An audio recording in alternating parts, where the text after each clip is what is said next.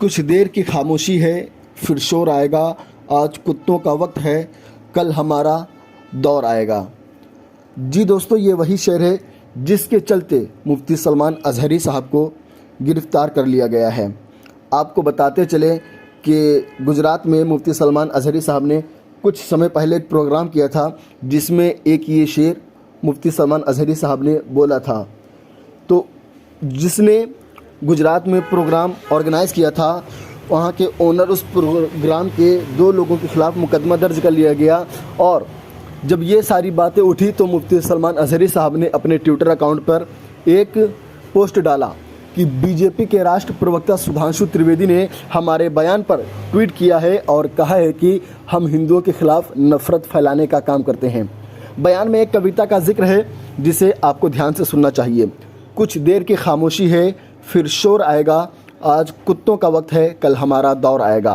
पूरे बयान में कहीं भी हिंदू शब्द नहीं है और ना ही इसमें किसी समूह पर निशाना साधा गया है, लेकिन बीजेपी प्रवक्ता त्रिवेदी ने इसमें जबरन हिंदू शब्द डाला है और हिंदुओं को कुत्ता कहा है। इसलिए सभी हिंदुओं को इस नफ़रत फैलाने वाले प्रवक्ता के खिलाफ कार्रवाई करनी चाहिए।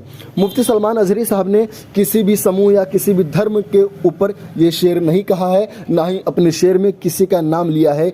ये जो बीजेपी के राष्ट्रीय प्रवक्ता सुधांशु त्रिवेदी हैं, इन्होंने खुद ये कुत्ता को जो है हिंदू शब्द जो है इस शेर में डाला है और लोगों को बताया कि मुफ्ती सलमान अज़हरी साहब ने हिंदुओं को कुत्ता कहा है। हालांकि मुफ्ती साहब ने ऐसा कुछ भी नहीं कहा और जो है इस शेर से रिलेटेड ही जो है मुफ्ती सलमान अज़हरी साहब के ऊपर एफआईआर दर्ज हुई और कल के दिन 11:00 पर जो है मुफ्ती सलमान अज़हरी साहब का एक पोस्ट ट्विटर पर और आया और जिसमें मुफ्ती सलमान अज़हरी साहब ने बताया कि लगभग 20, 25, 30 पुलिस वाले उनके घर को जो है घेर लिए हैं और मुफ्ती सलमान अज़हरी साहब को अरेस्ट करने के लिए आए हुए हैं। और पुलिस वालों से जब वारंट मांगा गया कि गिरफ्तारी के लिए कोई वारंट वगैरह है, तो पुलिस वालों ने ऐसा भी कुछ नहीं दिखाया और मुफ्ती सलमान अज़हरी साहब को वहां से गिरफ्तार करके ले गए।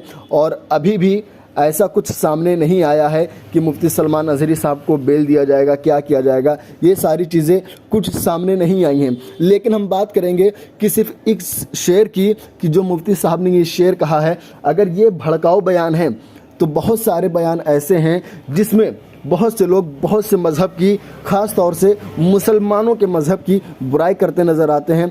हम वो भी आपको दिखाएंगे इस वीडियो में। आप देखिएगा कि कैसे कैसे लोग हैं जिनके मन के अंदर इतना मैल, इतना जहर मुसलमानों के ख़िलाफ़ भरा गया है, जिन्होंने खुलकर मुसलमान मज़हब की और मुसलमानों की बुराई की है। अगर इनके ख़िलाफ़ मुफ्ती सलमान अज़हरी साहब की इस छोटे से शेर की वजह से उनके खिलाफ एफआईआर दर्ज हो सकती है, तो जिन्होंने इतना सब खुलकर बोला उनके खिलाफ अभी तक कोई एक्शन क्यों नहीं लिया जाता।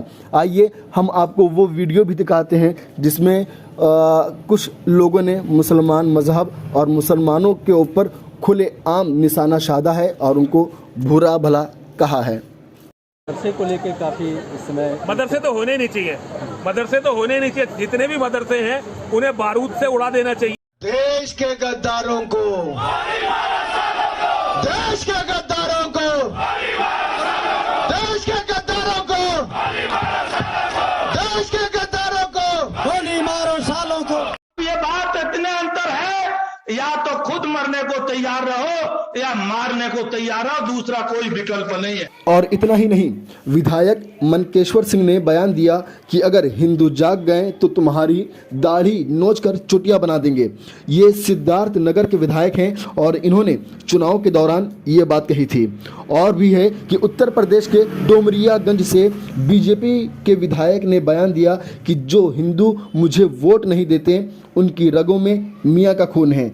ये क्या उन हिंदुओं की बेइज्जती नहीं है जो भाजपा के समर्थक नहीं हैं? अगर उन्होंने बीजेपी को वोट नहीं दिया तो क्या वो हिंदू नहीं रह जाएंगे। और भी हैं कि योगी को वोट दो या बुलडोज़र का सामना करो। ये बयान है राजा सिंह भैया का। इन्होंने बयान दिया था कि योगी को वोट दो या फिर बुलडोज़र का सामना करो।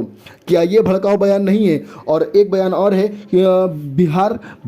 बिहार का है भाजपा विधायक हरिभूषण ठाकुर ने अपने बयान में कहा कि मुसलमानों को आग लगा देना चाहिए, और ये बात दशहरे के त्यौहार के समय बोली थी इन्होंने। और अगर मुफ्ती सलमान का ये शेर, जिसमें सिर्फ कुत्ता कहा गया है, जिसमें किसी भी इंसान या किसी भी मजहब का नाम नहीं लिया गया है, अगर वो भड़काऊ बयान है तो क्या ये सारे बयान भड़काऊ नहीं हैं?